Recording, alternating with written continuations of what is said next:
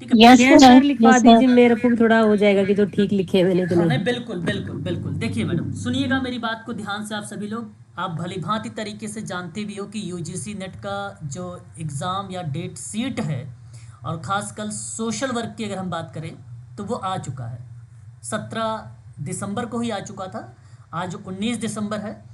Basically ध्यान दीजिएगा कि एग्ज़ाम आपका 31 दिसंबर 2025 को ही है, और वो भी मॉर्निंग शिफ्ट में। कहने का अर्थ है 9 to 12 PM आप लोगों का पेपर होगा। ठीक है, नेगेटिव मार्किंग नहीं है, तो इसलिए मैं चाहूँगा कि आप सभी लोग सारे प्रश्नों को अटेम्प्ट करेंगे, क्योंकि नेगेटिव मार्किंग नहीं है। और दूसरी बात आप लोग यहाँ पर ध्यान रखेंगे सभी बच्चे, कि जब आप सीबीटी पर पेपर होगा, जैसे ही आप स्क्रीन पर बैठोगे या पेपर स्टार्ट होगा 9 o'clock, तो तुरंत आपके सामने पेपर फर्स्ट ओपन होगा। ऐसे पेपर फर्स्ट इस तरीके से बॉक्स में लिखा रहेगा, और इसी के जस्ट बगल में आपके सामने पेपर सेकंड करके लिखा रहेगा। यदि आप पेपर फर्स्ट पे क्लिक करके, मतलब वो ऑलरेडी वो डिफ़ॉल्ट होता है, डिफ़ॉल्ट सेटिंग होती है, पार्ट फर्स्ट या पेपर फर्स्ट ही ओपन होता है शुरुआत में। लेकिन आप सभी लोग सोशल वर्क की क्लास भी ले रहे हैं, पढ़ भी रहे हैं अच्छे से मन लगा कर भी, क्योंकि डिसाइड यही करता है सेकंड पेपर ही कि आपका नेट आने वाला है, कि जेआरएफ आने वाला है, या पीजीटी होने वाला है। सब चीज़ें तय आपका सेकंड पेपर ही करता है। तो बगल में जब आप इस पर क्लिक करोगे ना सेकंड पेपर पे, तो तुरंत आपके सामने क्वेश्चन नंबर 51 करके ओपन हो जाएगा। और जैसे ही 51 कर ओपन होगा तो वो सोशल वर्क का क्वेश्चन रहेगा, और कुल इसमें टोटल आपके पास 100 क्वेश्चंस रहेंगे। और मैं चाहूँगा कि आप इसे 100 क्वेश्चंस लगभग 2 घंटे में, है ना, मतलब 120 मिनट में इसको कवर करें। ठीक है, 120 मिनट में इसको कवर करें, और लास्ट का आप 1 घंटा या 45 मिनट बचा के रखें पेपर फर्स्ट के लिए, क्योंकि इसमें थोड़ा सा लेंदी प्रश्न आएगा। पेपर फर्स्ट में 2 और पेपर सेकंड में भी। ठीक है, तो मैं यही चाहूँगा कि आप लोग अच्छे से जब प्रश्न को पढ़ के देंगे जवाब तो बेहतर लगेगा, क्योंकि कुछ चीज़ें नॉलेज में भी है आपकी, तो आप थोड़े से मोटिवेट होंगे। जैसे कोई प्रश्न अगर आता है और आप उसका जवाब भी दे देते तो आप इंटरनली मोटिवेट होंगे, और ये मोटिवेट आपको करेगा paper second. Paper second motivate करेगा। पेपर फर्स्ट तो कोर है, वो बेसिकली अप्लाइड या कॉन्सेप्चुअल बनाया जाता है, मैथमेटिक्स से भी रिलेटेड है, डीआई से संबंधित है। ठीक है, teaching aptitude, higher education, research etcetera, बहुत सारे लगभग 10 यूनिट्स हैं पेपर फर्स्ट में भी, है ना। तो बेसिकली मोटिवेट के लिए, या साथ ही साथ मैं आपको बताऊं कि क्योंकि आप पढ़े भी हैं इसके बारे में, पेपर सेकंड के बारे में, तो बेहतर रहेगा पेपर सेकंड अगर आप पहले करते हैं तो। बाकी आपकी मर्जी है, आप कर सकते हो पेपर फर्स्ट भी, ये नहीं कि रोहन सर ने जो बोला है वही करें, जैसा आपका सूटेबल लगे वैसे करें। लेकिन मेरा मानना है कि पेपर सेकंड करोगे तो बेहतर होगा। ठीक है, अब मैं आपसे थोड़ा सा बात करूंगा। प्रियंका ने कहा था कि सर थोड़ा सा जनरल लिखवा दीजिए, क्योंकि परीक्षा में कई बार रिपीटेड भी हुए हैं, तो मैं 6-7 जनरल आपको नोट करवा देता हूँ स्क्रीन पर, आप उसे ध्यान से सुन लीजिए वर्ष के साथ। एक जनरल है बेसिकली, ध्यान दीजिएगा, IJSW, बहुत फेमस और कई बार परीक्षा में आ चुका है। ये तो सभी बच्चों की जुबान पे होना चाहिए, जो भी बच्चे MSW कर रखे हैं सभी बच्चों को पता होना चाहिए इसके बारे में, और ये परीक्षा में आता है। देखो, जनरल बेसिकली 4 आएंगे, ठीक है, और सम्मिलित करने के लिए आएंगे। यदि आपने 1-2 जनरल याद है आपको, 1 या 2, और 100% अगर जनरल आया तो IJSW 110% गारंटी के साथ मैं कह रहा हूँ ये आएगा ही आएगा, इसमें कोई दो राय नहीं, यदि परीक्षा में जनरल आया तो। ठीक है, तो अगर इसका वर्ष याद है तो आप ऑप्शन के आधार पर चुनाव कर लीजिएगा। ऑप्शन के आधार से भी कभी कभी प्रश्न क्या हो जाते हैं, सही भी हो जाते हैं। 1-2 अगर आपको नहीं आते हैं, अगर ऑप्शन में 1-2 आता है आपको, अगर उसके आधार पे आप ऑप्शनों का विकल्प का चुनाव सही कर लेते हो ना, तो वहाँ पे करेक्ट भी हो जाता है। तो ध्यान से सुनिएगा, इसका पूरा नाम पहले, द इंडियन, इसका नाम है द इंडियन जनरल, ठीक है, ऑफ सोशल वर्क। जितने MSW के स्टूडेंट होंगे ये पता होना चाहिए, यदि पता है तो बहुत बेहतर है, नहीं पता है तो आज से इसको ध्यान में रखिएगा। भविष्य में सोशल वर्क से अगर आप जुड़े हैं तो इसका कई बार यूज़ होने वाला है आपका, चाहे वो मेडिकल सोशल वर्क हो, चाहे वो UGC नेट हो, चाहे छत्तीसगढ़ का हो, चाहे मध्य प्रदेश का ही हो। ठीक है, ये परीक्षा से में हमेशा प्रश्न बनाता है। सन 1940 में याद रखिएगा, और आपको ये भली भांति तरीके से पता है, Tata institute of social science Mumbai का, इसी के द्वारा ये प्रकाशित हुआ है। तो ये चीज़ ध्यान रखिएगा, 1940। अगर याद हो गया है तो बहुत अच्छी बात है, नहीं याद है तो क्लास समाप्त होने के बाद एक बार जरूर अपने नोट्स को आप लोग देखिएगा।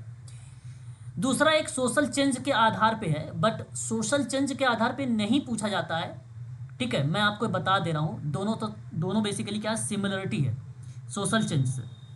और इसी के ओ आर करके आप लिख लीजिएगा एक और, जिसको हम लोग बोलते हैं इंडियन जनरल JURNAL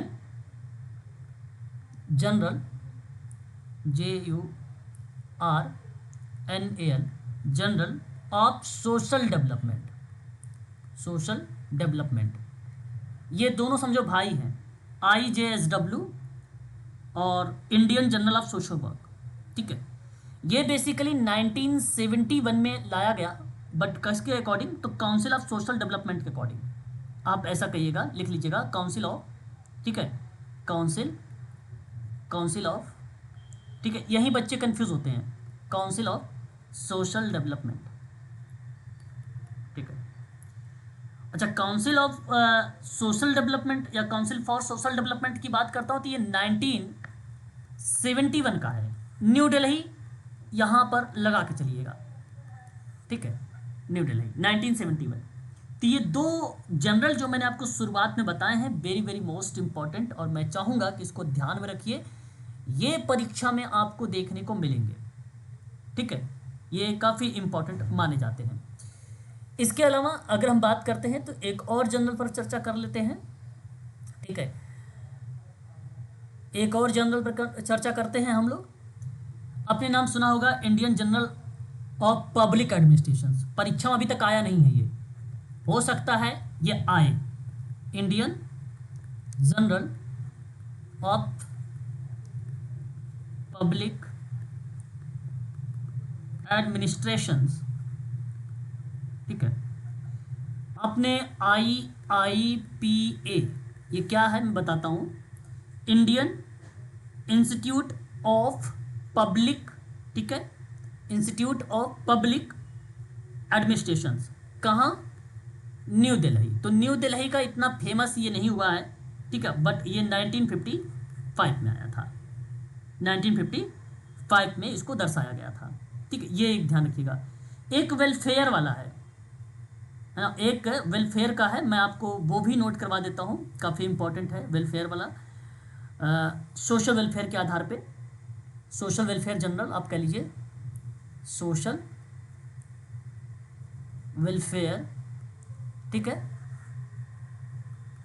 जनरल करके लिख लीजिए।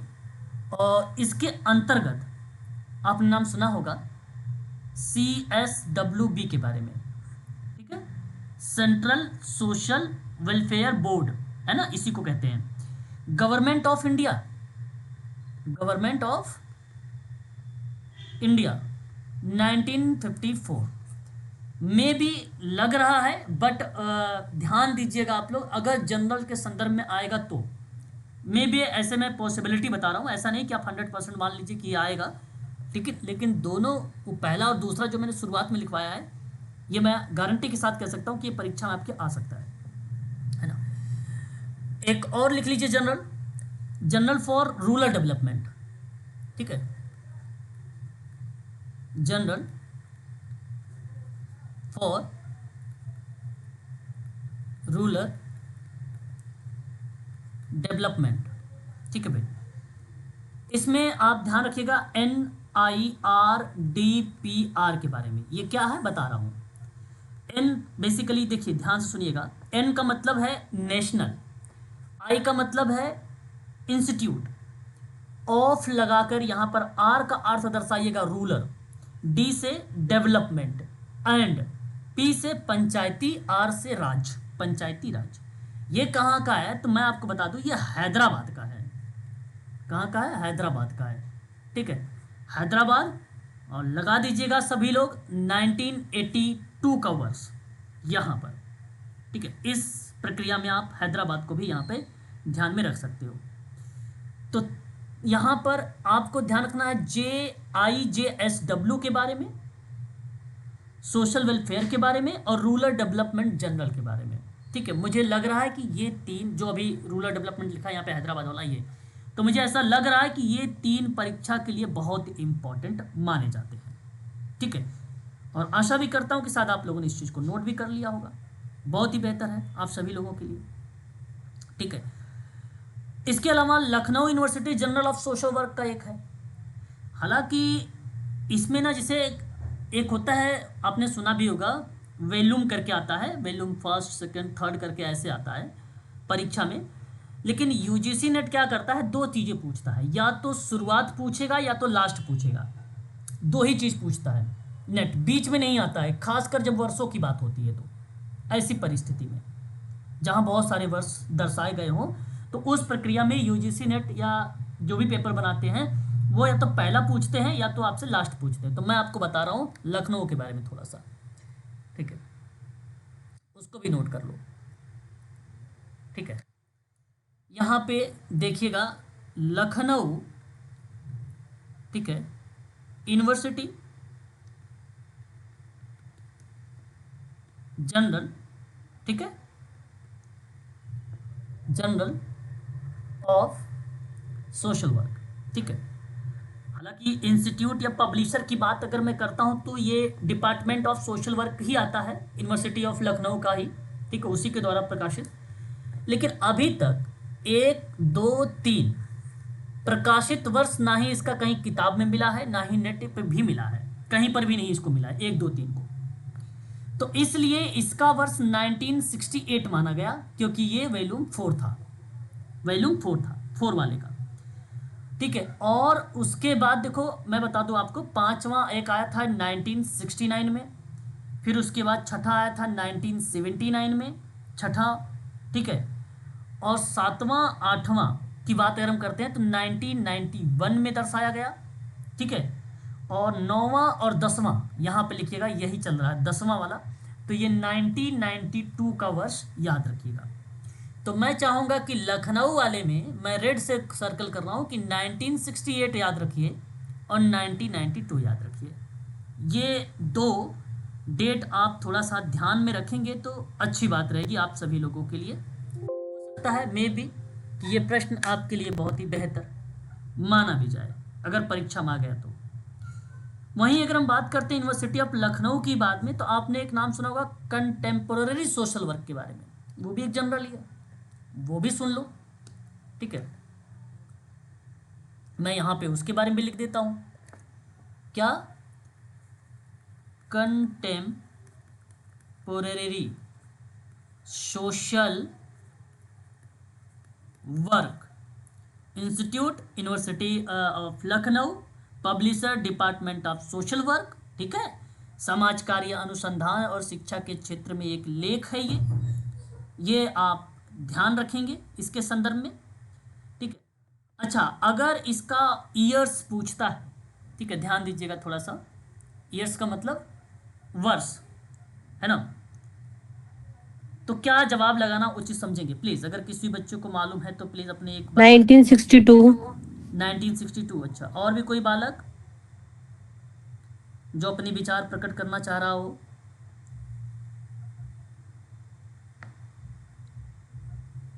चलो मैं बताता हूँ। देखिए मैम, लखनऊ यूनिवर्सिटी का समाज कार्य जनरल के बारे में प्रकाशित वर्ष की जो जानकारी बेसिकली देखने को मिली है इसकी, और खासकर अगर हम चर्चा करते हैं कंटेम्परेरी सोशल वर्क के बारे में, तो प्रकाशन का वर्ष आप 1994, ठीक है, ये लगाएंगे। और इसी का प्रकाशन 1994 से जारी किया गया, ठीक है, एक प्रकार से ये इशू किया गया, ठीक है।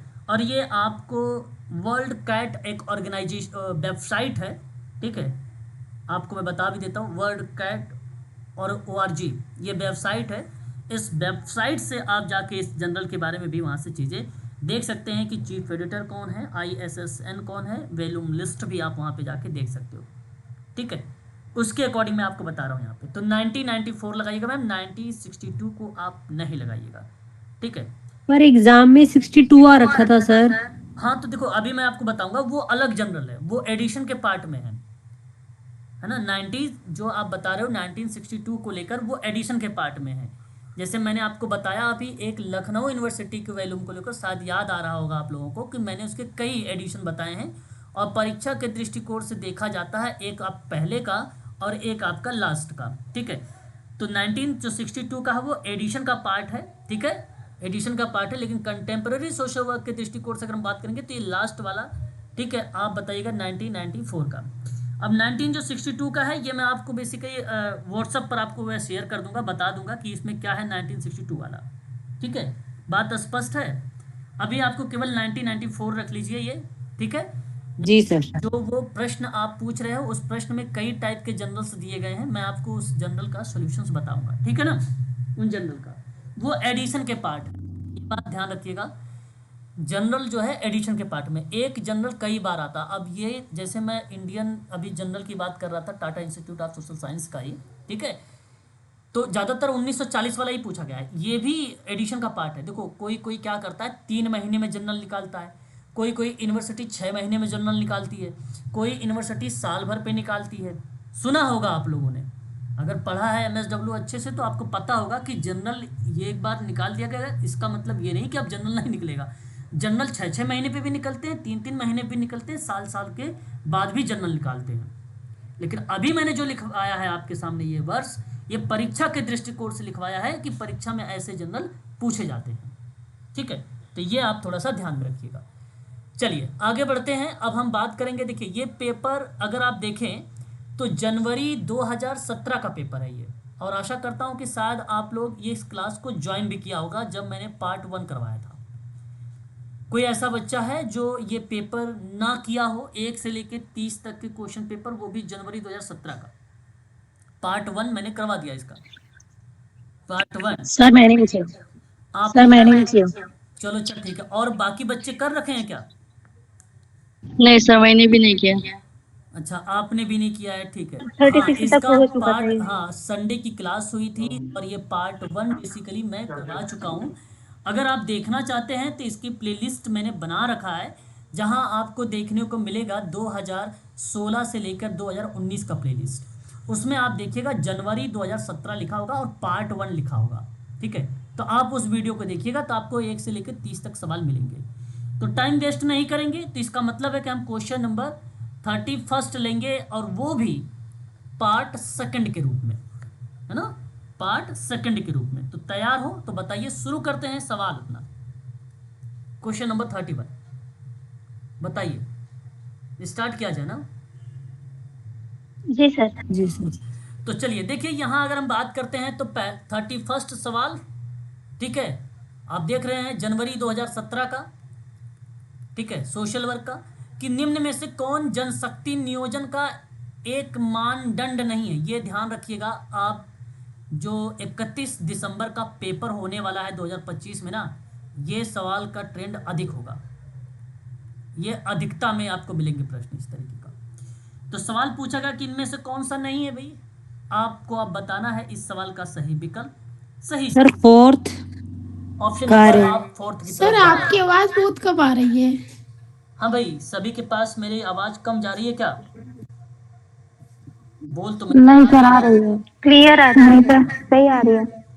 ठीक है। तो दोबारा से मैम ज्वाइन करिए, या तो आपका अपने फ़ोन का वॉल्यूम तेज कर लीजिए, हो सकता है बाकी बच्चे के पास आवाज़ क्लियर है, तो इसका मतलब मेरे यहाँ से कोई प्रॉब्लम नहीं है, वो आपके यहाँ से। Okay sir, okay sir. अब देखिए क्वेश्चन नंबर जो 31 कहता है, साफ शब्दों में बताया गया कि निम्न में से कौन जनशक्ति मतलब मैन पावर मतलब ह्यूमन रिसोर्सेज प्लानिंग का मानदंड नहीं है। तो मैं आपको बता दूं, इसमें कुछ बच्चों ने कहा कि ऑप्शन नंबर डी, कार्य का संवर्धन। कार्य का संवर्धन का मतलब होता है, एक प्रकार से अगर हम बात करते हैं तो ये एचआर का मतलब जानते होंगे आप सभी लोग, ह्यूमन रिसोर्सेज के परिप्रेक्ष्य में एचआर का विकासात्मक टूल है ये क्या है, ये विकासात्मक टूल है एचआर का, जिनका उद्देश्य कर्मचारियों की जॉब संतुष्टि और कौशल विकास के लिए होता है। ये जनशक्ति नियोजन का पार्ट नहीं है, ये जनशक्ति नियोजन का पार्ट नहीं है। लेकिन अगर मैं बात करता हूँ कर्मचारी परिवर्तन को लेकर, तो एम्प्लॉयमेंट टर्नओवर जिसको कहा जाता है, संगठन की वृद्धि की अगर हम लोग बात करते हैं तो ऑर्गेनाइजेशन ग्रोथ रेट कहा जाता है इसको। भावी जनशक्ति आवश्यकताओं की बात करता हूँ तो इसे फ्यूचर मैन पावर रिक्वायरमेंट कहा जाता है, या नीड भी आप इसे कह सकते हो। तो ये तीनों बातें यहाँ पे शामिल हैं, क्योंकि वर्तमान और भविष्य की आवश्यक कर्मचारी संख्या और कौशल का अनुमान लगाया जाता है। तो ये मानदंड है जनशक्ति नियोजन का, ठीक है, ये है। संगठन की वृद्धि दर और कर्मचारी परिवर्तन पर ध्यान रखने की बात करें तो ये भी चर्चा होती है, ये भी बात सत्य है। और भावी जनशक्ति आवश्यकताएं बेसिकली तय करती हैं, नीड आपको तय करती है ये भावी जनशक्ति, तो ये भी आपका पॉइंट सही होगा।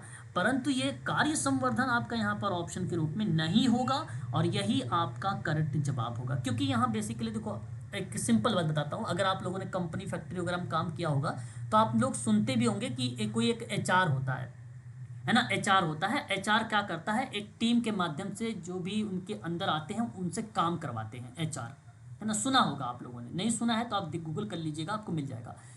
तो उस प्रक्रिया में वो क्या करते हैं कि वहाँ पे एक टीम बनी होती है, तो टीम मतलब अपने टीम के विकास की बात करते हैं, जनशक्ति का विकास नहीं होता, जनशक्ति नियोजन नहीं होता है। एचआर तो केवल पर्टिकुलर आप ऐसा कह लीजिए कि किसी एक ग्रुप को आगे बढ़ा रहा है, किसी एक व्यक्ति को आगे बढ़ा रहा है, वो एचआर की भूमिका होती है। परंतु सवाल तो जनशक्ति नियोजन का था, जनशक्ति नियोजन का था, जहाँ मैन पावर की बात होती, जहाँ ह्यूमन रिसोर्सेज प्लानिंग की बात होती है, उस प्रक्रिया के आधार पे थी। पब्लिक आप ऐसा कह लीजिए। तो ऑप्शन नंबर जिन बच्चों ने 4 की तरफ झुकाव किए हैं वही विकल्प आपका सही माना जाएगा। ठीक है, अगले सवाल की तरफ बात करते हैं, क्वेश्चन नंबर 32। ठीक है, कार्य विनिर्देशन निम्न में से किससे जो है संबंधित है? यह है क्वेश्चन नंबर आपके सामने 32। सर योग्यता एवं अनुभव, योग्यता एवं अनुभव की तरफ आप जा रहे हैं और योग्यता एवं अनुभव विकल्प नंबर डी है, अर्थात आप डी कहना चाह रहे हैं। चलिए मैं बता, जी सर। देखिए बहुत ही इंपॉर्टेंट सवाल को रखिएगा, इसको परीक्षा के दृष्टिकोण से। इसे बेसिकली स्पेसिफिकेशंस के नाम के हम लोग जानते हैं, जिसको हम लोग विनिर्देशन कहते हैं। और कार्य का अर्थ यहाँ पर जॉब से लिया गया है ना, वर्क से लिया गया है। ठीक है, तो देखो कार्य विवरण की बात करें तो ये कार्य विनिर्देशन निम्न में के संदर्भ को दर्शाने के परिप्रेक्ष्य में, ये जानते हो क्या बताता है? कार्य विवरण, कार्य विवरण बताता है कर्मचारी का कार्य क्या है और उसकी जिम्मेदारियां और कर्तव्य क्या है। ठीक है, ये बात दर्शाती है। अगर हम बात करते हैं कार्य विश्लेषण की, ठीक है, कार्य विश्लेषण की बात करते हैं तो कार्य विश्लेषण क्या कहता है? कार्य विश्लेषण विकल्प नंबर आपके सामने यहाँ पे जो दिया गया वो सेकंड दिया गया है। ये बताता है कर्मचारी में कौन सी योग्यता, कौशल, अनुभव और विशेष योग्यता, ये बताता है विशेष योग्यता। समझिएगा भी थोड़ा सा, यूजीसी नेट का कुछ ऐसे ही पेपर बनते हैं, बच्चे कंफ्यूज होते हैं, कई चीज़ें होती हैं, पता होनी चाहिए सारी बातें। और कार्य की संभावना, पॉइंट नंबर 3 में कार्य की संभावना। ठीक है, देखिए कार्य की संभावना के आधार पे अगर हम लोग बात करते हैं तो ये एक प्रकार से जहाँ दर्शाया गया है, अगर हम चर्चा करें आप लोगों से, तो जो जॉब एनालिसिस है यानी सेकंड वाला, और जो आपका कार्य विवरण है यानी फर्स्ट वाला। ठीक है, यानी इसको जॉब डिस्क्रिप्शन भी कहा जाता है। ठीक है, इसको जॉब डिस्क्रिप्शंस भी कहा जाता है। ठीक है, पहले वाले को। तो इन दोनों का मिश्रण पार्ट, इन दोनों का मिश्रण पार्ट है कार्य की संभावनाएं। कार्य की संभावनाएं, कार्य की संभावना क्या होता है, और खासकर अगर बात किया जाए कार्य विनिर्देशन में, तो यहाँ किसी नौकरी के विकास की संभावना और अवसर में, ठीक है, उसमें शामिल किया जाता है प्रमोशन के अवसर मिल रहे हैं, मतलब पॉसिबिलिटी है कि भाई उसको प्रमोशन मिलेगा। नौकरी में कैरियर ग्रोथ की बात होती है इसमें, कौशल और अनुभव बढ़ाने की संभावनाओं की बात होती है इसमें, संगठन में भूमिका बढ़ाने की क्षमता की बात होती है इसमें। ठीक है, तो ये कर्मचारी की व्यक्तिगत विकास पर बल देता है, खासकर व्यक्तिगत विकास पर बल देता है। और व्यक्तिगत विकास कह लीजिए या स्पेशल या विशेष योग्यता कह लीजिए, तो बात दोनों सिमिलरिटी है। और किसी एक व्यक्ति को अगर मैं आपसे कहूँ कि पूरा डिटेल इन्फॉर्मेशन दे रहा है, तो डिटेल इन्फॉर्मेशन विवरण से लिया, तो यानी कार्य की संभावना में लिया, इसलिए आपका ये भी पॉइंट नहीं सही होगा। अब बात आती है हमारे सामने पॉइंट नंबर 4, जहाँ दर्शाया गया है योग्यता एवं अनुभव। ये आप ध्यान से सुनिएगा। एलिजिबिलिटी और एक्सपीरियंस चीज़ों पर बेस्ड है। शैक्षिक और व्यावसायिक मानदंड माना जाता है ये, जब या कोई व्यक्ति किसी विशेष पद या नौकरी के लिए पूरा करता है तो हम वहाँ पे देखते हैं, सिंपल सी बात है कि भाई उसकी क्वालिफिकेशन क्या है। ठीक है, ये देखते हैं। ठीक है, जैसे मैंने कहा ये जॉब तो बेसिकली एक प्रकार का विनिर्देशन का पार्ट तो है ही है। आपको ज्वाइनिंग होना है तो आप जहाँ जिस पोस्ट पे वैकेंसी निकाली गई है उस पोस्ट के आधार पे आपके पास एलिजिबिलिटी है, या जिस पोस्ट पे वैकेंसी निकाली गई तो उसमें एक्सपीरियंस अगर मांगा है 5 साल का तो क्या आपके पास 5 साल का एक्सपीरियंस है। ठीक है, या जो भी एलिजिबिलिटी मांगी गई है कि कंप्यूटर नॉलेज होना चाहिए आपके पास और बेसिक जानकारी होनी चाहिए हिंदी इंग्लिश की, तो क्या आपके पास वो एलिजिबिलिटी है। तो अगर वो सारी चीज़ें हैं तो उसके आधार पे होता है। ठीक है, ये उसी के आधार पे दर्शाया जाता है। तो पूर्व कार्य का अनुभव, नौकरी में बिताया गया समय, किसी विशेष क्षेत्र में आपकी क्या दक्षता है, वो उन सारी चीज़ों को दर्शाता है। जैसे MSW आपने कर रखा है, 2 साल की आपके पास क्लिनिक या कम्युनिटी बेस्ड आपके पास एक्सपीरियंस है। ठीक है, और वैकेंसी निकाली गई मेडिकल सोशल वर्क का, और कहा भी गया उसमें कि मेडिकल सोशल वर्क में हमें 3 साल का अनुभव चाहिए, एक्सपीरियंस चाहिए। ठीक है, तो मुख्य रूप से योग्यता और अनुभव पर कोई चीज़ अगर आधारित है तो उसका नाम है कार्य विनिर्देशन। कार्य विनिर्देशन याद रखिएगा। यदि सवाल ये पूछा जाए आपसे कि जॉब निर्देशन में मुख्य भूमिका किसकी है, तो योग्यता और अनुभव की है, और यही विकल्प सही है, विकल्प नंबर डी। बाकी तो यहाँ डिस्क्रिप्शन है, पूरी डिटेल इन्फॉर्मेशन है, हमें उससे कोई मतलब ही नहीं है। जो चीज़ जरूरी है उसी चीज़ को हमें लेना है, तो वो आपको कार्य निर्देशन बताता है, पूरी डिटेल इन्फॉर्मेशन नहीं। फिर विशेष योग्यता मतलब पर्टिकुलर योग्यता की बात किया, मतलब कार्य की विशेषता या कार्य का विश्लेषण कर रहा है यहाँ पे, मतलब आप मल्टी टैलेंटेड है, आप ऐसा कह लीजिए कि आप मल्टी टैलेंटेड है, और मल्टी टैलेंटेड का बेसिकली कार्य को क्या किया गया, एनालिसिस कर दिया गया। आप रिसर्च भी जानते हो, आप मैथ भी जानते हो, आप रीजनिंग भी जानते हो, वो सारी चीज़ें लेकर आ गया।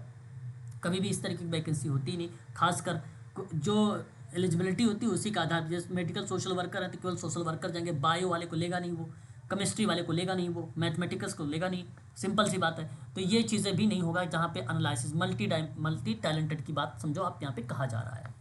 कार्य की संभावना यानी एक प्रकार से अभी अभी मैंने आपसे बताया भी इसके बारे में। कार्य की संभावना एक लाइन में अगर कहा जाए तो नौकरी के विकास की संभावना के लिए अवसर बेसिकली दिया जाता है, एक प्रकार से अपॉर्चुनिटीज वगैरह दी जाती है ना, अवसर। तो ये अवसर, ये आगे की बात आ गई, कार्य की संभावना बेसिकली आगे की बात आ गई। ठीक है, मतलब जॉब आपको लग गया है और कार्य और योग्यता और अनुभव के आधार पर आपको रख लिया गया है, उसके बाद कार्य की संभावनाएं वगैरह पे बात हो रही है। ठीक है, संगठन में भूमिका बढ़ाने की क्षमता क्या है आपकी, पदोन्नति यानी प्रमोशन के अवसर हैं या नहीं है, ये आगे की बात आ गई विकल्प नंबर 3 में। ठीक है, और हालांकि ये दोनों का मिश्रण भी है, तो ऑप्शन नंबर 4 आपका यहाँ पे करेक्ट जवाब होगा। ठीक है, तो मैं चाहूँगा कि ये शब्द आप लोग जरूर ध्यान रखिएगा, काफ़ी इम्पोर्टेंट माना जाता है ये परीक्षा के दृष्टिकोण से। ठीक है, क्वेश्चन नंबर 33 देख लीजिएगा।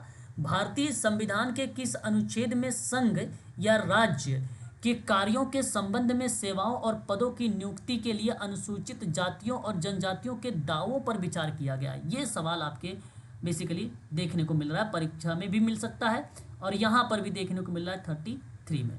तो प्लीज़ एक बार इसका जवाब मुझे बता दीजिए, फिर मैं आपको इसका 335।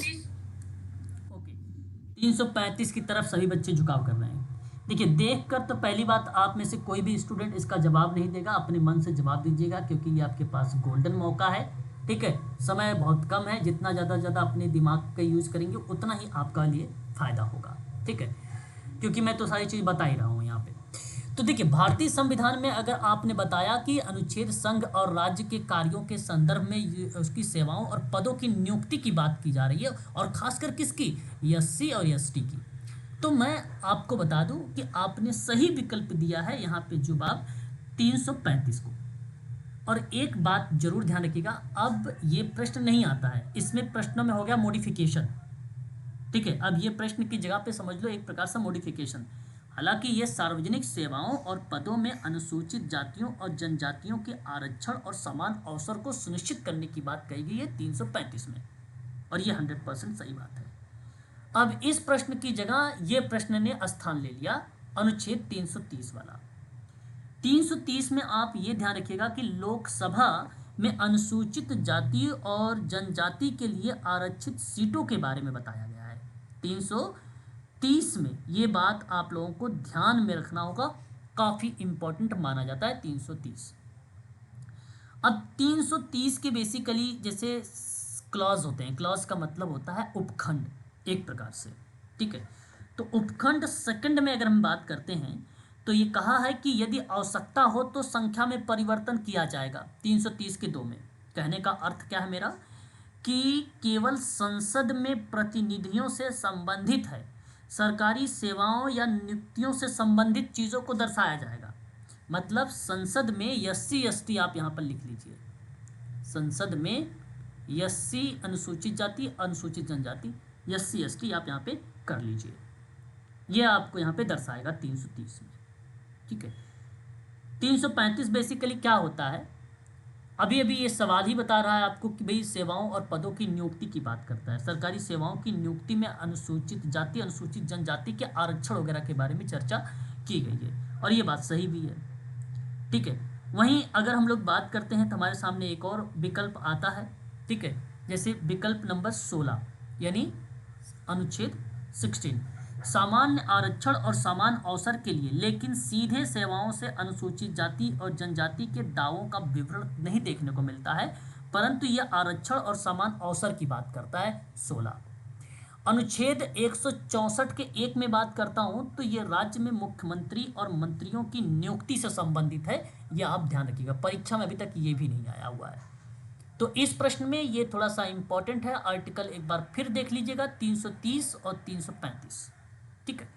अब बढ़ते हैं अगले सवाल की तरफ। सही विकल्प है अगर यहाँ इस प्रश्न के जवाब के आधार पे तो ऑप्शन नंबर 3, ठीक। चलिए क्वेश्चन नंबर बताइए मुझे 34। सवाल क्या कहा कि निम्न में से कौन मानव संसाधन विकास का आयाम नहीं है, और ये आप पढ़ा चुका हूं, आप बता दोगे प्लीज। सर भर्ती। भर्ती। क्वेश्चन नंबर 34 में अगर जिन बच्चों के मस्तिष्क में ये बात आया है कि भर्ती, तो वो विकल्प सही है, यहाँ पर ये विकल्प सही है। बेसिकली ये मानव संसाधन विकास है जिसको हम लोग बोलते हैं HRD।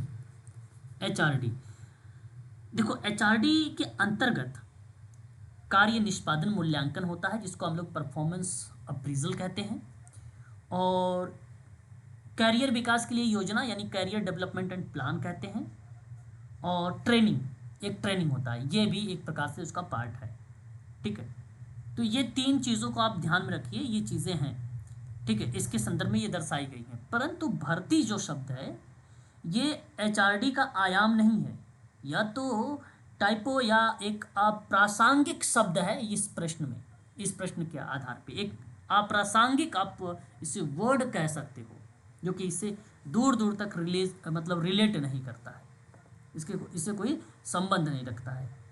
तो 3 आयाम, ट्रेनिंग एंड डेवलपमेंट, दूसरा कैरियर प्लानिंग एंड डेवलपमेंट, तीसरा परफॉर्मेंस अप्रेजल या वर्क इवैल्यूएशन, ये आप ध्यान रखिएगा। 3 आयाम यहाँ पर देखने को मिलते हैं, है ना। इन तीनों को प्लस करोगे तो HRD ही हमें देखने को मिलता है, और ये बात करेक्ट है, इसमें भी कोई दो राय नहीं है। ये सवाल बहुत इंपॉर्टेंट है, क्वेश्चन नंबर 35, ठीक है। क्वेश्चन नंबर 35 आप ध्यान रखिएगा। द फॉरेन कंट्रीब्यूशन रेगुलेशन एक एक्ट है, ये 1976 का है, और ये बात सही है। द अप्रेंटिस एक एक्ट माना जाता है, 1961 का माना जाता है। The patient of wage act माना जाता है 1926 का। द ट्रेड यूनियन एक एक्ट माना जाता है, sorry the trade union act तो यही था 1926 का, कल ही हम लोगों ने देखा था, इससे पहले 36 का है। द पेमेंट ऑफ वेजेस की बात करते हैं, न्यूनतम भुगतान अधिनियम 1936 का है ना, ये आपका 1936 का है। तो ये आप ध्यान रखिएगा, जरा देखिए किसी विकल्प को ये मैच हो रहा है या नहीं मैच हो रहा है। कोई ऐसा विकल्प है क्या यहाँ पे हो रहा है? सी को हो रहा है सर, सी 3rd। अच्छा, सी वाला विकल्प यहाँ पे सही सम्मिलित हो रहा है। चलिए, यदि आपने विकल्प नंबर सी का चुनाव किया है तो बेहतर है, अच्छी बात है, ठीक है। ऑप्शन नंबर 3rd यहाँ पे, ठीक है। अब ध्यान से सुनिए, आपने नाम सुना है FCRA, the foreign contributions regulation act है 1976 का। बेसिकली भारत में किसी संस्था या संगठन को विदेशी दान मिलना या खर्च होने की जो नियम निर्धारित करता है वो FCRA एक्ट करता है। ठीक है, ये चीज़ ध्यान रखिएगा। ये 1976 का है। अच्छा, इसमें संशोधन भी है 2010, इसमें संशोधन भी है 2010। बेसिकली NGO समाज कल्याण संगठन से संबंधित ये पार्ट अपना अदा करता है। ठीक है, द अप्रेंटिस एक्ट है, जैसे हमने अभी आपको दूसरे बात कर रहा था 1961 के लेकर 1961। तो ये ना उद्योग प्रशिक्षण और अप्रेंटिसशिप को नियमित रूप से, जैसे मतलब ये कह लीजिए कारखाना और प्रशिक्षण संस्थान उद्योग वगैरह से अगर कोई रिलेटेड है तो वह अप्रेंटिस एक्ट है। तो ये सम्मिलित में ही आएगा, अन्यथा कभी यूनिक प्रश्न के रूप में ये कभी आएगा ही नहीं। यूनिक प्रश्न के रूप में एक मातृत्व लाभ अधिनियम है 1961 का, वो आता है, ये नहीं आता है यूनिक के रूप में। तो जब भी आएगा तो ये सम्मिलित में आएगा, आप याद रखिएगा। मे बी हो सकता है ये प्रश्न रिपीट हो जाए। ठीक है, the payment of wages act है 1936 का, हमने अभी बताया आपसे ये कि कर्मचारियों को समय पर और सही वेतन भुगतान बेसिकली सुनिश्चित किया जाए। मतलब जो भी उद्योग हैं, जो भी श्रमिक हैं, उन श्रमिकों पर ये कानून बेसिकली लागू होता है 1936 का। द ट्रेड यूनियन एक्ट है, ये मैंने कल थोड़ा सा आपको चर्चा भी किया था, 1926 का है ये। ट्रेड यूनियन के गठन और संचालन के लिए कानूनी ढांचा माना जाता है ये, और हम चाहेंगे भी कि आप इसे याद रखें। ठीक है, संगठित श्रमिक संगठन से संदर्भ में ये अपनी बात अदा करता है या इसका रोल देखने को मिलता है। ठीक है, ऑप्शन तीसरा सही जाएगा इस प्रश्न का। चलिए अगले प्रश्न की तरफ रुख करेंगे हम लोग, और ये प्रश्न आ चुका है आपकी स्क्रीन पर, क्वेश्चन नंबर 36। चलिए अच्छे से जवाब दीजिएगा इस प्रश्न को भी। परीक्षा के दृष्टिकोण से देखा जाए तो ये प्रश्न भी इंपॉर्टेंट माना जाता है। क्वेश्चन नंबर हमारे सामने 36 है। ठीक है, प्लीज जवाब दीजिएगा। सर मी। ओके, और भी ऐसा कोई स्टूडेंट? मैं केवल एक ही बच्चे का जवाब अभी तक जान पाया हूँ। अगर आपके मन में कोई भी और विकल्प आ रहे हैं तो अपने विकल्पों का चुनाव कर सकते हैं। ठीक है, दूसरा। दूसरा कह रहे हैं। ओके, चलिए समय देता हूँ आप लोगों को थोड़ा सा चीज़ों को ध्यान में रखने के लिए। अच्छी बात है, रखना भी चाहिए। चलिए मैं आपसे बात करता हूँ। इस प्रश्न का जो विकल्प जाएगा वो ऑप्शन नंबर आपका दूसरा ही करेक्ट होगा। किसी बच्चे ने जवाब भी दिया था प्रोजेक्ट। अब यहाँ पे एक एक हम लोग जो है बात को समझेंगे कि वो है क्या चीज़ें और उसके संदर्भ में क्या बातें हमें देखने को मिलती है। देखिए बहुत ही आसान चीज़ है। अगर मैं जो है प्रजनक शिशु स्वास्थ्य की बात करता हूँ, जिसे रिप्रोडक्टिव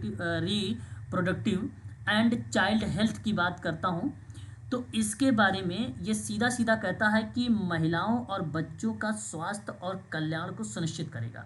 यहाँ महिला हेल्थ की बात, शिशु हेल्थ की बात और प्रजनन स्वास्थ्य की बात होती है। और ये भारत में अगर हम बात करते हैं, प्रजनक शिशु स्वास्थ्य कार्यक्रम जो शुरू किया गया वो शुरू किया गया सन 1997 और 98 के दौर में। ये आप ध्यान रखिएगा। राष्ट्रीय स्वास्थ्य कार्यक्रमों के अंतर्गत महिलाओं और बच्चों के स्वास्थ्य में सुधार के दृष्टिकोण से ये देखा गया। अतः अगर आप इस पॉइंट का चुनाव कर रहे हैं तो हम चाहेंगे कि माता और शिशु से चुनाव करें, यानी सी वाले पॉइंट को रखें। अब देखिए कि जहां भी आपको ए का सी मिले, जैसे ए का सी आप देखिए विकल्प नंबर दूसरे में है, तो अब आगे आपको समय व्यतीत नहीं करना है। कहां पर? 31 दिसंबर के दिन जहां आपका सेंटर होगा। जैसे ही अगर आपको एक प्रश्न आ गया तो समय जो आपका बचा वो अगले कठिन या टफ प्रश्नों में लगाइए। ठीक है, ये समय का ध्यान रखिएगा कि पता चले कि आप सारे मिलाना बैठ गए। ठीक है, तो इतना ये गलती मत करिएगा क्योंकि समय फिर वेस्ट हो जाएगा। ये बात ध्यान से सुन लीजिएगा आप लोग। तो यहीं से आप आगे बढ़ सकते हो कि विकल्प नंबर दूसरा सही है। फिर भी मैं आपको यहाँ पर दूसरे पॉइंट पर भी बात करूँगा, राष्ट्रीय ग्रामीण रोजगार गारंटी योजना के बारे में। नाम तो सुना होगा, शब्दों में स्पष्ट है। मैं किसकी बात कर रहा हूँ आपसे? मनरेगा की, नरेगा की? यस, ये नरेगा का ही तो पार्ट है। National Rural Employment guarantee scheme है कि नहीं? हालांकि ध्यान दीजिएगा, मनरेगा जब ये आया तो 2005 में आया। महात्मा गांधी लिखा गया, Mahatma Gandhi National Rural Employment Guarantee Act, और ये दर्शाया गया 2005 में। ग्रामीण क्षेत्र के नागरिकों को कम से कम 100 दिन प्रतिवर्ष मजदूरी योग्य रोजगार उपलब्ध कराना था, गरीबी खत्म करनी थी, ग्रामीण को बेसिकली एक बेहतर विकास देना था, सामाजिक सुरक्षा को लेकर बात करनी थी। दरअसल राष्ट्रीय ग्रामीण रोजगार गारंटी योजना में ग्रामीण क्षेत्र के गरीब और असंगठित श्रमिकों को शामिल किया गया, और यहाँ इस एलिजिबिलिटी में महिला और पुरुष दोनों इसके पात्र रहे। कानून के रूप में 2005 में आया। ग्रामीण गरीब और बेरोजगारी को कम करने के दृष्टिकोण से इसका रोल देखने को मिला। तो हम ये बात कह सकते हैं कि बी वाले का डी जाएगा, ग्रामीण स्तर पर ये रोजगार को बेसिकली रिप्रेजेंट करता है। आप भली भांति तरीके से जानते हैं, है ना, राष्ट्रीय ग्रामीण रोजगार गारंटी योजना कब लाया गया था? आपको तो पता है कि भाई मनरेगा 2005 में लाया गया है ना? बताइए। जी सर। हाँ, ठीक है। तो राष्ट्रीय ग्रामीण रोजगार गारंटी योजना, जहां हम आपसे बात कर रहे हैं बेसिकली नरेगा की बात, है ना, तो जरा मुझे बताएंगे नरेगा के बारे में कब आया? प्लीज बताओ ना, अगर आपको पता है तो मैं पढ़ा इसके बारे में। सर नरेगा 2005 और एमजी नरेगा 2009 में किया था। हाँ, वो नाम परिवर्तन के रूप में बेसिकली 2 अक्टूबर 2009। और इस दिन जानते हो महात्मा गांधी जी की कौन से नंबर की जयंती थी? प्लीज अगर पता है तो बताइए, कौन से नंबर की जयंती थी 2009 में? अब बैठ मत जाइएगा महात्मा गांधी जी का लगाने, बता चुका हूं ना, प्रश्न आ भी चुका है। 150वीं जयंती थी। कौन सी? 150वीं जयंती पर 2 अक्टूबर 2009 में बेसिकली नाम नरेगा से मनरेगा हुआ था। बेसिकली प्रक्रिया ये 2005 की थी। ठीक है, तो ये डेट आप जरूर ध्यान रखिएगा। 150वीं जयंती को भी आप थोड़ा सा ध्यान में रखिएगा, एक बार परीक्षा में आ चुका है। ठीक है, एक और पॉइंट यहाँ पे आ रहा है कि अभिघात, ठीक है, अभिघात ज्योतर तनाव विकार है। आशा करता हूं कि इस शब्द को समझ गए होंगे आप लोग। क्या बताना उचित समझेंगे किस विकल्प की तरफ ये पॉइंट जाना चाहिए? Sir post traumatic stress disorder. बिल्कुल आप समझ गए। आप मैं बात कर रहा था PTSD के बारे में। बिल्कुल सही जवाब madam, post traumatic stress disorder के बारे में ये बात बताई जा रही है। और ये एक मानसिक स्वास्थ्य विकार है जो किसी व्यक्ति को भयानक, डरावने या अत्यधिक तनावपूर्ण घटनाओं के बाद हो सकता है। युद्ध, प्राकृतिक आपदा, हिंसा, दुर्घटना, शोषण इत्यादि चीज़ें आप लोगों ने देखा और इसी की प्रक्रिया में हमारे सामने प्रस्तुत होता है। और इन केस यदि इस तरीके का विकार आपके सामने मिल गया, चाहे वो मेडिकल सोशल वर्क में मिल जाए, चाहे आप जब प्रोफेसर बन जाए तब मिल जाए, तो आपको ध्यान रखना होगा। एक होती है CBT थेरेपी, ठीक है, थेरेपी होती है, काउंसलिंग होता है, इत्यादि बहुत सारे ऐसे थेरेपीज दिए गए हैं। बहुत टाइप की बेसिकली टेक्निक बताई गई हैं। उन टेक्निकों का प्रयोग करके आप इस डिजीज़ को दूर कर सकते हो। तो यहाँ प्रक्रिया बेसिकली अभिघात से ही संबंधित रहेगी और आप यहाँ पे लगाएंगे पोस्ट जो है ट्रोमेटिक यानी अभिघात। ठीक है, अभिघात। तो अभिघात मतलब ट्रोमेटिक एक स्ट्रेस पार्ट है डिसऑर्डर का और ये इसी से मैच करेगा और यानी आपका ये बी सही जवाब होगा, सी का। लास्ट वाला पॉइंट अगर आप देखिए तो पुलिस अनुसंधान दिया गया है। पुलिस अनुसंधान एवं विकास ब्यूरो का पार्ट दिया गया है और ये तो सीधा सी बात है, आपको मिलाने का आवश्यकता है नहीं और ये पुलिस अनुसंधान से ही है। बट ये है क्या? Bureau of police research and development. तो मैं बताता हूँ, सन 1970 में बेसिकली इसका क्या हुआ था, विकास हुआ था। ध्यान से सुन लीजिएगा, सन 1970 में इसकी स्थापना हुई कि bureau of police research and department का भारत सरकार के गृह मंत्रालय के अधीन, और गृह मंत्रालय दिल्ली में, जहां पुलिस बल के आधुनिकीकरण पर बात करता है, अनुसंधान और विकास पर बात करता है, पॉलिसीज पर बात होती है, इस क्रिया में दर्शाया गया था। तो आशा करता हूं कि ये भी बात समझ गए होंगे और सही विकल्प का चुनाव भी कर लिया है आपने। तो इनमें से भी देखिए, नरेगा भी इम्पोर्टेंट है, PTSD भी इम्पोर्टेंट है, और पुलिस अनुसंधान एवं विकास ब्यूरो भी इम्पोर्टेंट है। ठीक है, सर नरेगा कब बताया आपने, कब आया था? नरेगा 2005। 2005। हाँ, और मनरेगा कब आया था? वो भी 2005। 2009, 2 अक्टूबर 2009 में। ये नाम का परिवर्तन का पार्ट है वही इसकी, ठीक है। है वही इसकी। बात करते हैं क्वेश्चन नंबर 37 में, जरा सम्मिलित करिएगा सोच विचार के समझ कर। क्वेश्चन नंबर आपके सामने 37 है। Article sir. को ध्यान रखिएगा, मैं आपको एक बार फिर से बता देता हूं कि कौन कौन से आर्टिकल आपको परीक्षा में पढ़ के जाने चाहिए मेरे दृष्टिकोण से। ठीक है, देखिए सबसे पहली बात तो आप ध्यान रखें कि डीपीएसपी के जितने भी आर्टिकल्स हैं ये आप पढ़ के जाएं, डीपीएसपी के। ठीक है, मिला के चलिए कि एक आर्टिकल से ले लीजिए 50 तक के अनुच्छेद पढ़ लीजिए, उधर 300 पढ़िए, 330 पढ़िए, 332 पढ़िए, 335 पढ़ लीजिए उधर के आर्टिकल्स। ठीक है, और 1 से लेकर 50 वाले आर्टिकल्स पढ़ लीजिए, बस काफ़ी है, बहुत मददगार आपके लिए साबित हो जाएगा इसके अंतर्गत। ठीक है, बहुत सारी चीज़ें आ जाएंगी। देखो आर्टिकल में 24 की बात करता हूँ। देखो 24 में क्या कहा है, 24 आप सर दूसरी 14 साल से कम उम्र, बाल श्रम हाँ सुन लीजिए, 14 साल से कम उम्र के बच्चों को खतरनाक या औद्योगिक कार्यों से रोकना चाहिए। और ये बात आपको साफ शब्दों में बताया जा रहा है कि बाल श्रम का प्रतिषेध बताया जा रहा है, यानी ये डी से मैच हो जाएगा। अनुच्छेद 40 सभी बच्चों को पता होगा, बहुत ही फेमस है, ये यूनिक के रूप में भी आ जाता है। पंचायत का गठन, ग्राम पंचायत का सृजन करना, स्थानीय स्वशासन का विकास करना, यह आर्टिकल 40 बताता है, यानी सी वाला है ये। और अनुच्छेद 39 का डी, समान कार्य के लिए समान वेतन, इक्वल, और ये दर्शाया गया है आपको किसमें, समान कार्य के लिए समान वेतन, विकल्प बी में।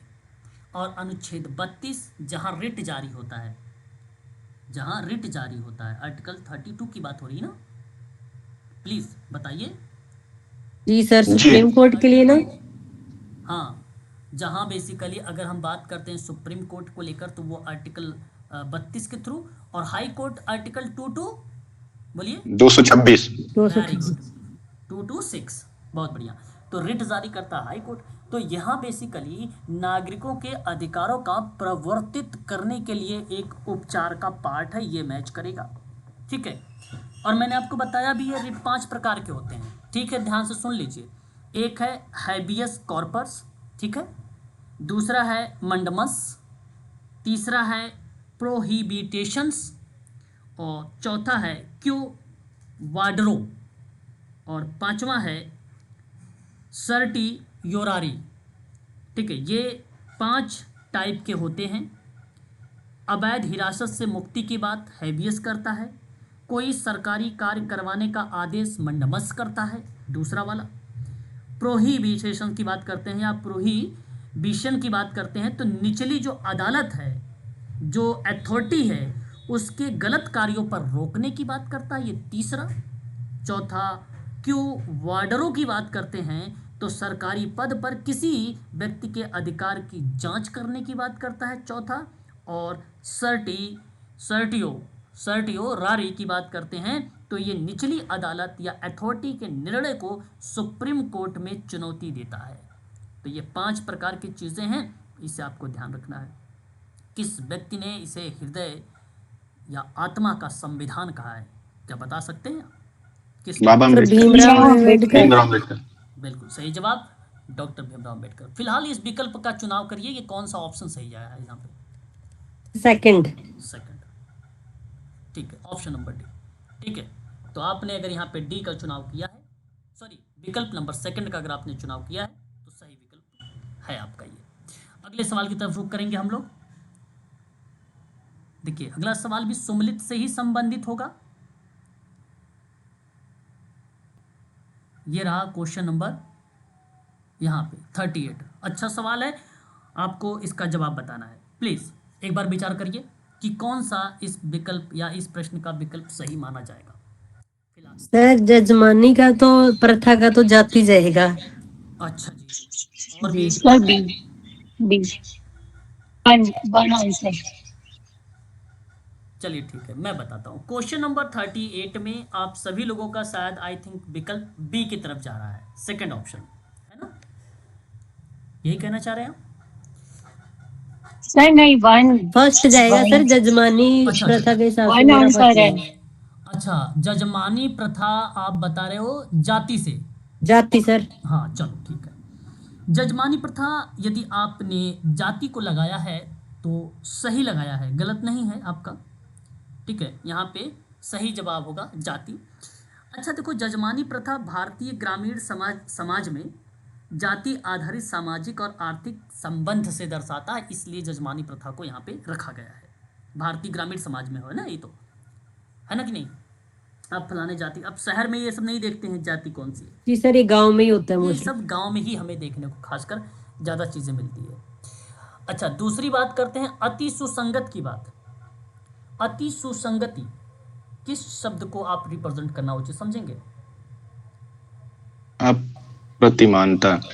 अप्रतिमानता। संस्कृति। अगर आप प्रतिमानता को चुनाव करेंगे सर, तो बी वाले विकल्प में देखो, यहाँ पर तो आपका ए का तो बी यहाँ पे सही है, बी के बाद डी नहीं होगा, ये गलत है। सर नहीं सभ्यता, सभ्यता सभ्यता। सभ्यता।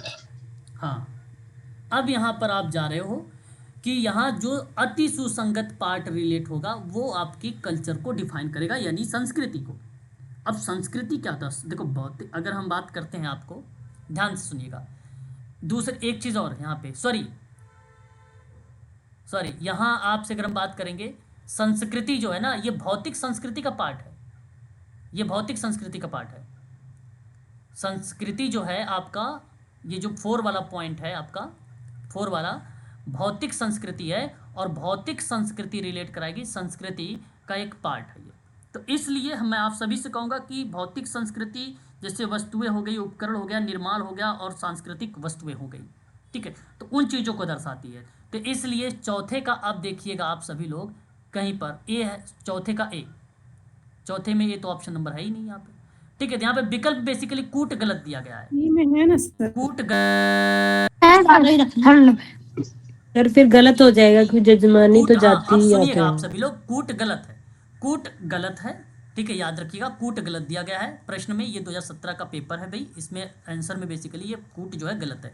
तो पहले वाले का सही पॉइंट जो जा रहा है वो ए का बी जाएगा, यानी ए का जाति जाएगा, ठीक है। फर्स्ट वाले का जाति हो जाएगा। मैं यहाँ पे नोट भी करता रहूँगा, आप लोग अलग से नोट करते रहिए। प्रश्न आते हैं भाई यूजीसी नेट में जो गलत होते हैं, ऐसा नहीं कि जो दिया गया प्रश्न वो सही है। आपने पिछला भी रिकॉर्ड कई बार देख चुके हैं यूजीसी नेट का खासकर। और चौथे की बात अगर हम लोग करते हैं तो चौथा है भौतिक संस्कृति, यानी डी, और डी मैच किया है आपका किससे? संस्कृति से, और ये बात सही है। तीसरा कब देखते हैं, आदर्श विहीनता।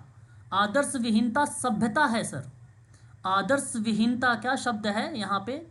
आदर्श विहीनता शब्दता है, सभ्यता है। क्या है ये सभ्यता? मैं बताता हूँ आपको। आदर्श विहीनता आदर्शों या नैतिकता, जो नैतिकता होती है उसका जब अभाव होता है। सुनिए मेरी बात को, मैंने क्या बोला? आदर्श विहीनता का मतलब कि जब आदर्श और नैतिकता का अभाव हो जाएगा, इसका मतलब है कि सभ्यता का सामाजिक और नैतिक पहलू क्या हो जाएंगे? प्रभावित हो जाएंगे। यस या नो? सिंपल सी बात है। जो विहीन हो, जो कम हो, तो सिंपल सी बात है वो सभ्यता आपकी क्या हो जाएगी? प्रभावित हो जाएगी। अतः आदर्श विहीनता सभ्यता को मैच करेगा।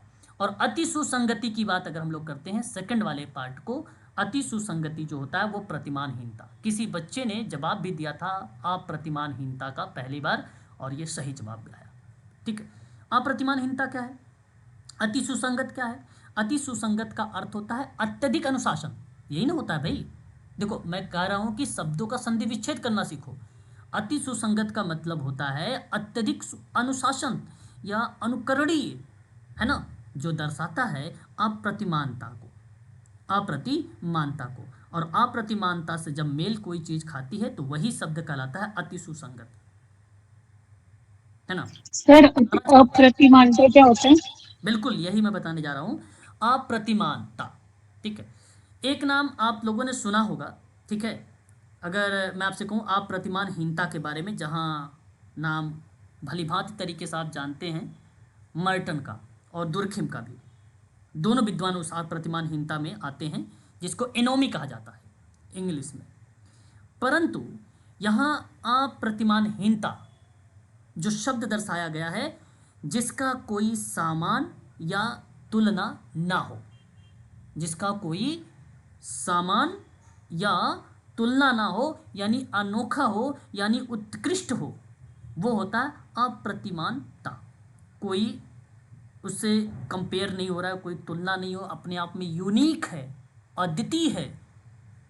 और अति सुसंगत का मतलब है अत्यधिक संगत हो रहा है या उसका अनुकरण का पार्ट है।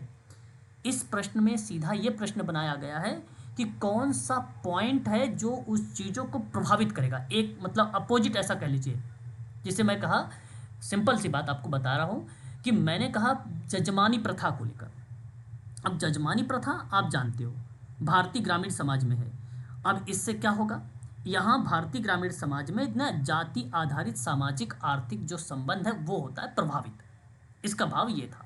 मतलब देखिए, एक तरफ पॉजिटिव चीज़ है तो दूसरी तरफ प्रभावित होने की क्रिया है। वहीं अगर मैं आपसे बात कर रहा हूँ जैसे आदर्शहीनता के बारे में, आदर्श विहीनता शब्द, आदर्श विहीनता क्या होता है कि विहीन हो गया, आदर्श और नैतिकता का अभाव हो गया। जब इससे चीज़ें अभाव होगी तो सभ्यता का, समाज और नैतिक पहलू क्या हो जाएंगे, प्रभावित हो जाएंगे। इसका मतलब है कि सभ्यता, तो एक तरफ उन चीज़ों से, उन वजह से क्या चीज़ें हो रही हैं वो दूसरे पॉइंट में दर्शाया गया है।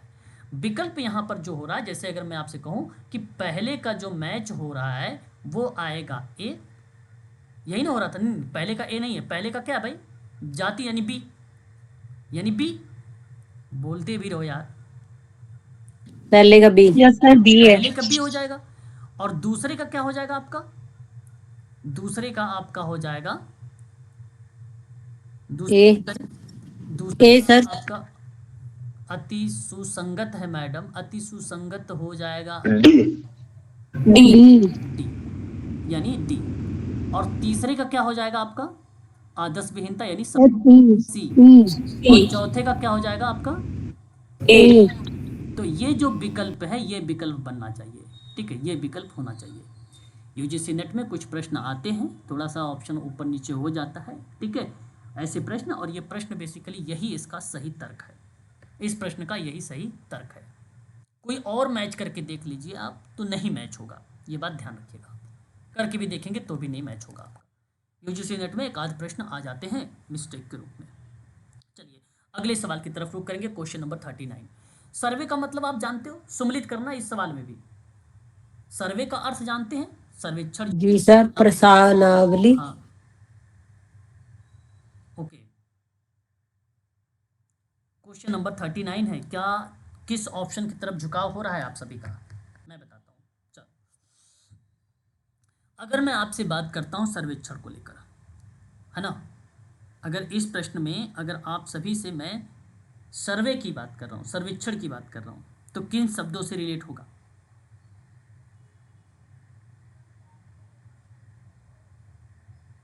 सर पर्सन, जैसे क्वेश्चन वगैरह करते हैं सर्वे में तो वही होता है, जा जाके क्वेश्चन नहीं होएगा। अच्छा, क्वेश्चनिंग को आप लगाने की कोशिश समझ रहे हो, ठीक है।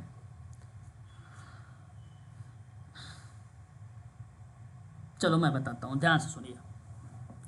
जो सर्वे है, सर्वे का अर्थ होता है सर्वेक्षण करना, है ना, ठीक है।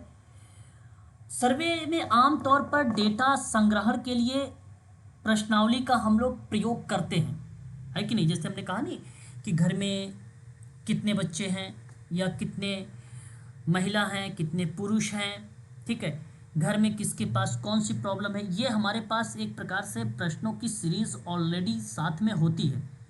और उन्हीं के आधार पे चीज़ों को हम सर्वे में डेटा को संग्रहित करते हैं और प्रश्नावली का फिर हम लोग उपयोग करते हैं। तो सर्वे का पॉइंट जो चला जाएगा वो डी से मैच हो जाएगा, यानी प्रश्नावली का। और हम लोग प्रश्नावली करेंगे भी, इसमें कोई दो राय नहीं। दूसरी बात अगर हम लोग करते हैं यहाँ पर कि त्वरित ग्रामीण मूल्यांकन, है ना, त्वरित ग्रामीण मूल्यांकन। त्वरित ग्रामीण मूल्यांकन का मतलब था rapid rural appraisal. Rapid rural appraisal इसको कहा जाता है, RRA बोला जाता है इसको। ये देखो क्या होता है, रैपिड रूरल अप्रेजल का उद्देश्य होता है ग्रामीण में समस्याओं का तुरंत मूल्यांकन किया जाए और उसका तुरंत समाधान ढूंढा जाए, है ना, तुरंत उसका क्या ढूंढा जाए, समाधान ढूंढा जाए। रैपिड रूरल अप्रेजल का उद्देश्य ही है कि ग्रामीण समस्याओं का त्वरित मूल्यांकन और समाधान को ढूंढना, क्या किसी पॉइंट में लिखा हुआ है समाधान हेतु किसी समस्या का मूल्यांकन करना? एक तो देखो यहाँ पे ये लिखा हुआ है और एक लिखा हुआ है तीव्र गति से तथ्यों का आकलन करना, है ना।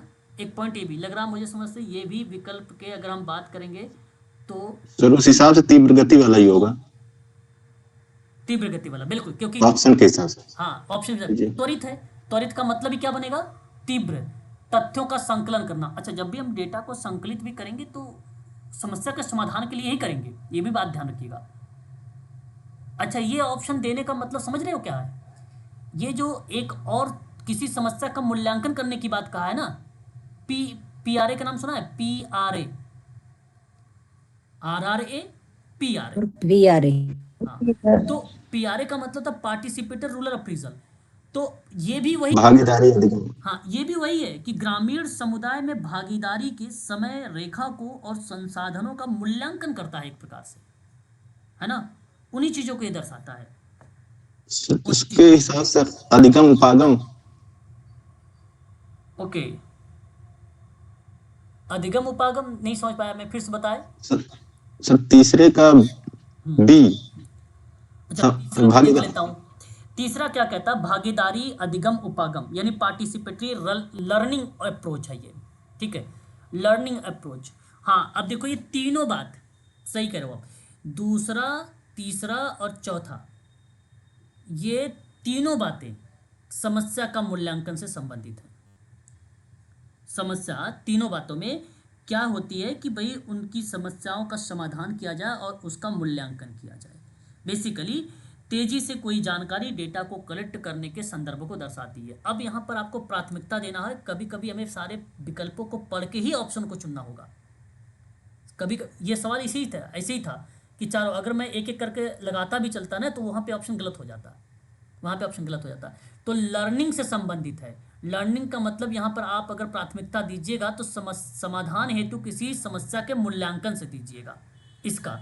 और पीआरए का अगर आप यहाँ पे सर्वे का अगर कोई रोल अदा करिएगा तो आप प्रश्नावली से करिएगा।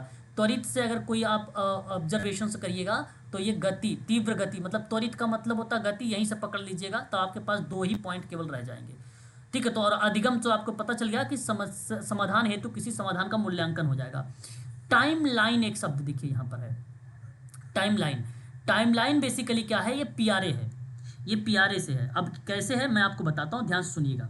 टाइम लाइन में, पीआरए में ना ग्रामीण समुदाय की भागीदारी में या उस भागीदारी से समय रेखा, ठीक है, समय रेखा, संसाधन और समस्याओं का मूल्यांकन किया जाता है समय रेखा पे, समय रेखा के आधार पे पीआरए में, ठीक है। टाइमलाइन का नाम सुना है कभी आप लोगों ने? इसमें अगर पीआरए पढ़ा होगा तो आप सुने होंगे, नहीं सुने होंगे तो मैं अभी आपको बताऊंगा। बताओ, सुना है कभी टाइमलाइन के बारे में? ये है क्या टाइमलाइन? नहीं पता ना, मैं बताता हूँ, तकनीक है ये। सुना है सर, मौसमी जो लगाते हैं, मौसमी चक्र के हिसाब से जो समस्याओं का या फिर ऋतुओं का जो ग्राफ बनाया जाता है। बिल्कुल बिल्कुल, आप रिलेट करा सकते हो, बिल्कुल रिलेट करा सकते हो, रिलेट करा सकते हो। सुन लीजिए इच्छा अच्छे से। देखो टाइमलाइन क्या है बेसिकली मैं बताऊं, ये टेक्निक है। ये ना समुदाय के सदस्यों के, जैसे समुदाय में कई लोग होते हैं, समुदाय में कई लोग, उसमें कई सदस्य होते हैं, ठीक है, लोग होते हैं। अब इन सदस्यों के सहयोग से समय के अनुसार कोई घटना है, कोई प्रोजेक्ट है, कोई संसाधन है, उसको क्रमबद्ध तरीके से हम लोग चित्रण करते हैं। क्या करते हैं? आप जब पीआरए का पीडीएफ देखेंगे ना तो आपको इस तरीके की चीज़ें मिलेंगी, चित्रण किया जाता है उसमें। तो ये ग्रामीण समुदाय के इतिहास के आधार पे ले लो, या विकास के आधार पे ले लो, या संसाधन उपयोग के आधार पे ले लो। जब हम इतिहास, विकास, संसाधन उपयोग को आधार पे कोई चीज़ करते हैं तो उससे हमें समझने में बड़ा मदद मिलता है, वो हमें बहुत मदद मिलता है।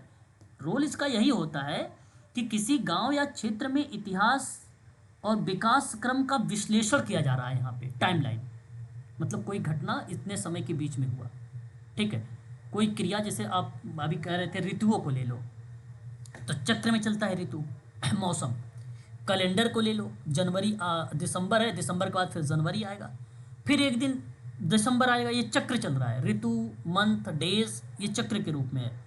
तो ये घटनाएं जो घटित हो रही होती हैं तो उन घटनाओं को, उन संकट को, उन उपलब्धियों को समझने में काफ़ी मदद मिलता है टाइमलाइन से। समुदाय के लोगों को एकत्रित किया जाता है, इसमें समुदाय के लोग घटनाओं के बारे में चर्चा करते हैं और फिर उस पर सुधार करने की भी बात होती है, उसमें सुधार करने की भी बात होती है। जैसे देखो, मैं एक उदाहरण देता हूँ। गांव में पानी की कमी के कारण, कोई गांव है, उस गांव में पानी की कमी है, उस कमी के कारण वर्षा में कितनी बार समस्या आई, वर्षा में कितनी बार समस्या आई, वो टाइम लाइन इंगित करना होता है। एक और उदाहरण देता हूँ, बहुत ही सरल उदाहरण। मान लीजिए आप क्लास ले रहे हो और एक बच्चा है उसमें ADHD का, और ADHD का बच्चा क्लास के दौरान में बहुत प्रॉब्लमेटिक बिहेवियर कर रहा है, बार बार हिट कर रहा है, तो आप सोशल वर्कर होने के नाते आप उसे क्या करोगे, आगे बैठाओगे, पहली बात, ठीक है। और आगे बैठाओगे जब इस बच्चे को, बार बार जो दूसरे बच्चों को हिट कर रहा है, उसको रोकने का प्रयास करोगे। सिंपल सी बात है, आपकी नज़रें उस बच्चे पे रहेगी, क्योंकि उस बच्चे को आपने पहली सीट दे दिया है बैठने के लिए। क्यों? क्योंकि उसके प्रॉब्लमेटिक बिहेवियर कम करने के लिए। अब आपके पास 30 मिनट का समय है, 30 मिनट आपकी क्लास ले रहे हो आप लोग। इस 30 मिनट में आगे बैठाने पर बच्चे ने दूसरे को कितनी बार हिट किया है? 30 मिनट में हो सकता है 2 बार हिट किया हो सकता है 3 बार हिट किया हो, ठीक है। अब धीरे धीरे आप इस तरीके से ऑब्जर्व करके आगे बैठा रहे हो, टेक्निक वगैरह लगा रहे हो, तो एक दिन ऐसा समय आएगा कि वो 30 मिनट में शायद एक भी प्रॉब्लमेटिक बिहेवियर ना करे और किसी को ना मारे। तो जो ये आपने 30 मिनट में इस बिहेवियर को जो असेस किया है कि 3 बार किया है, 2 बार किया है, 5 बार किया है, उसी को बोला गया टाइमलाइन, उसी को बोला गया है टाइमलाइन। ये क्लास के आधार पे मैंने एग्जांपल दिया है, ठीक है, कि कोई घटना की जो फ्रीक्वेंसी है, जो आवृत्ति है, जो पुनरावृत्ति है, वो कितनी बार हो रही है, वो टाइमलाइन से होता है। सोशल वर्कर देता है ना सेशन, तो 45 मिनट का देता है, उसमें प्रॉब्लमेटिक बिहेवियर कितनी बार होती है, ठीक है, उस चीज़ को। ठीक उसी प्रकार से PRA में भी एक टाइमलाइन होता है कि किसी घटना को लेकर जब चर्चा होती है तो वर्ष या उसकी अवधि को दर्शाया जाता है, तो उसी को टाइमलाइन कहते हैं। प्राकृतिक आपदा, बाढ़, सूखा की बात टाइमलाइन दर्शाती है, ठीक है। विद्यालय या स्वास्थ्य केंद्र के निर्माण के वर्ष कितने लगे, कितने समय लगे निर्माण में, वो टाइमलाइन का पार्ट होगा। 2 साल लगे, 3 साल लगे, है ना, तो वो टाइमलाइन का पार्ट है। PRA में टाइमलाइन समुदाय सहभागिता की भी बात करेगी। समय आधारित चीज़ें होती हैं, समय आधारित घटनाओं को दृश्य के चित्रण के रूप में दर्शाया जाता है, उसी को टाइमलाइन कहते हैं। सही विकल्प के अगर हम दृष्टिकोण से बात करेंगे तो यहाँ ऑप्शन नंबर जो D मैच हुआ है, यानी 4 विकल्प, ऑप्शन सही है 100%, ठीक है। और शायद PRA आपका इसी यूनिट नंबर 9 का पार्ट है, आई थिंक, और नहीं भी होगा तो मैं आपको एक बार करवा दूंगा। फिलहाल इतनी बातें जरूर ध्यान रखिएगा। RRA क्या होता है, PRA क्या होता है, और PLA क्या होता है, ठीक है, पार्टिसिपेटरी लर्निंग जो है अप्रोच, ठीक है। ये 3 बातें आप जरूर ध्यान रखिएगा, ठीक है। अब आगे बढ़ते हैं। क्वेश्चन नंबर 40, क्वेश्चन नंबर 40 देख लीजिए। अच्छा सवाल है परीक्षा के दृष्टिकोण से, और यूनिट नंबर 2 का सवाल है, ये यूनिट नंबर 2 का सवाल है। चलिए, जॉर्ज सिमेल का नाम सुना है भाई, मैं पढ़ा चुका हूँ समूह, आपको समूह पढ़ाया है ना, तो उसमें मैकाइबर का भी नाम, एफ्टोनीज का भी नाम, जॉर्ज सिमेल का नाम, मैकाइबर पेज का नाम, इनका नाम तो जरूर आप लोगों ने पढ़ा होगा, है ना। तो जरा जवाब बताओगे या मैं बताऊं? मैकाइबर का तो सामाजिक संबंधों का जाल होगा। सामाजिक संबंधों का जाल है, ये बात मैकाइबर कहते हैं। एक ट्रिक है, जहां भी कहीं इनका संबंध बनता है, ठीक है, जहां भी कहीं इनका संबंध बनता है, ठीक है, उन चीज़ों को आप आसानी से इजीली रिलेट करा दीजिएगा, ठीक है भाई, सीधा सीधा उनका रिलेट करा दीजिएगा। तो देखिए, दूसरे के C में एक तो आपको B में भी है और एक आपका D में भी है, ठीक है, दोनों जगह मैच हो रहा है। चलो अब आगे बढ़िए, यहाँ तो आप क्लियर हो गए। सर अगस्त काउंटी का संघों का संकुल, संघों का संकुल, ये अगस्त काम्टे, ओके। चलिए अगस्त काम्टे को ले लेता हूँ, अगस्त काम्टे, संघों का संकुल। संघों का संकुल, भारतीय समाज में संघ, समूह और उनके संगठन का अध्ययन होता है, सही बात है ये। चलिए लगा लीजिए D को A, ठीक है, ये भी बात सही है। इसका मतलब सुन लीजिए ना, इनका अर्थ जो दर्शाया गया है कि भारतीय समाज के संदर्भ में कि संघ हो गया, समूह हो गया, उनके संगठन हो गया, उन्हीं का स्टडी हो रही है ये संकुल में, तो ये आपका डी रिलेट हो जाएगा, यानी आप डी का ए लगा दीजिए। फिर देखो यहाँ पर ए आ गया। अच्छा, ऑप्शन देख के तो नहीं मार रहे हो क्या जवाब? चलो आगे बढ़ो, फिर भी दोनों तो सही आ गए। अगले पार्ट पे आइए। जॉर्ज सीमेल तथ्यों पर बात करते हैं। जॉर्ज सीमेल की बात अगर हम लोग करते हैं यहाँ पे, तो ये कहाँ चर्चा करते हैं? सामाजिकता के तत्व पर बात करते हैं, यानी ए का आप डी लगा दीजिए। ए का डी वाले में ये सही होगा, आप सेकंड वाला विकल्प आपका नहीं होगा यहाँ पे। राधा कमल मुखर्जी की बात करते हैं, तो यही बचा है ऑप्शन में, और आप यहाँ पर बी को लगा लीजिए, सामाजिक मूल्यों की संरचना से। ठीक है, तो ये एक प्रकार से उनका योगदान है या विचार आप कह लीजिए, या आप इसे विचार कह लीजिए। ठीक है, और यही विचार आप लोगों को ध्यान में भी रखना है। कभी कभी प्रश्न जो है विचारों से संदर्भ में आता है, और इन विचारों को अगर आप ध्यान में रखेंगे तो बेहतर रहेगा आप सभी लोगों के लिए। ठीक है, यहाँ कोई शब्द ऐसा है जो आपको टफ लग रहा हो, जो चीज़ें आपको दर्शा रही हो कि भाई ये टफ चीज़ें दर्शा रही है? सर संकुल की मीनिंग क्या होगी? और संकुल की मीनिंग बता दीजिए। अच्छा जी, संकुल की सुन लीजिए। संकुल आपने देखो, मैंने कहा कि जहाँ मैंने कहा संघ है, मैंने क्या बोला?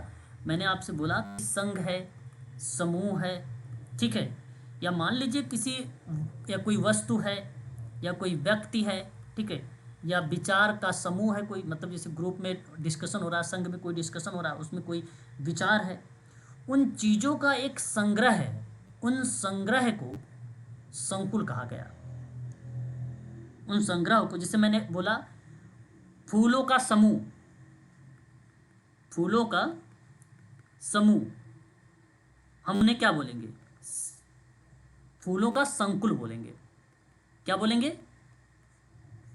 अंगूर का गुच्छा आप जानते होंगे ना, या अंगूरों का समूह को हम लोग अंगूर का गुच्छा कहेंगे, यही ना?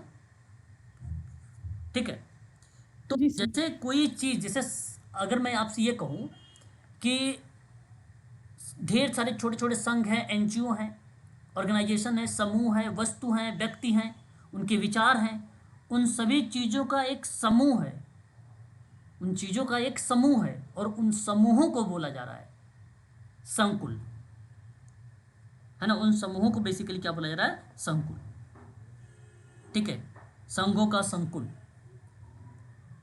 याद रहेगा? बताओ तो सही। जी सर, क्लियर हो गया। समाज में विभिन्न समूह संगठन जिनके अंतर संबंधित नेटवर्क होते हैं, आपस में जुड़े होते हैं ना। ठीक है, एसोसिएशन का नेटवर्क होता है, समूहों का संग्रह होता है, बस सिंपल बात है, समूहों का संग्रह संकुल। चलिए, अच्छा आज के लिए बस इतना ही रख लीजिए आप लोग, है ना? काफ़ी टाइम भी हो गया हम लोगों का, थोड़ा सा हम डीप में चले गए प्रश्नों को लेकर। फिर कल हम लोग इसी को करेंगे सॉल्व। ठीक है, तीव्र गति से करेंगे, थोड़ा कम डिस्कशन करेंगे, जो मेन चीज़ें होंगी उसी पर डिस्कस करेंगे, फिर आगे बढ़ेंगे। ठीक है, कल के सवाल भी हम लोग यहीं से लेंगे, तीव्र गति से करेंगे कल।